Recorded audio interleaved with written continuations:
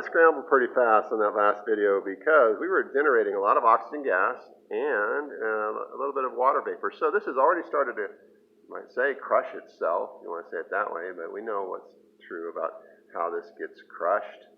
But what I have to say is now there's two things going on. One, there's cooling gas in there. Of course, when gas cools, it goes slower.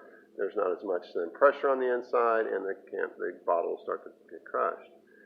But there's a second thing going on. I have new hot hand solid in there. So the oxygen gas that's generated will start to react with the iron in these new hot hands.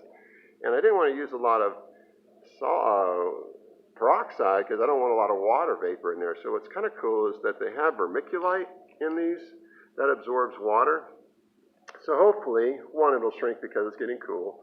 But two, over about a day, I've sealed the top with some parafilm just so I don't get any air coming into this bottle. I'm hoping that if it ain't water vapor in there, it's oxygen. And if it's oxygen, it'll get depleted because it'll react with the hot hand solid, the fresh solid.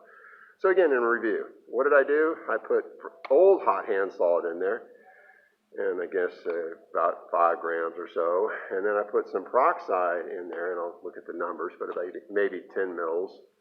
And then it went crazy because that peroxide that I put in is from Flint. It's 30% roughly by weight, and it went fast. And it kicked off some water vapor, made a lot of oxygen gas. You can hear it's still starting to squeeze itself a little bit or get crushed. Anyway, I put that in there. It went fast. I shut the video off.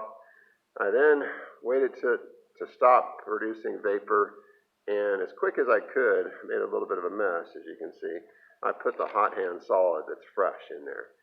And that's what we're going to let sit for about a day and see what happens. Bye-bye.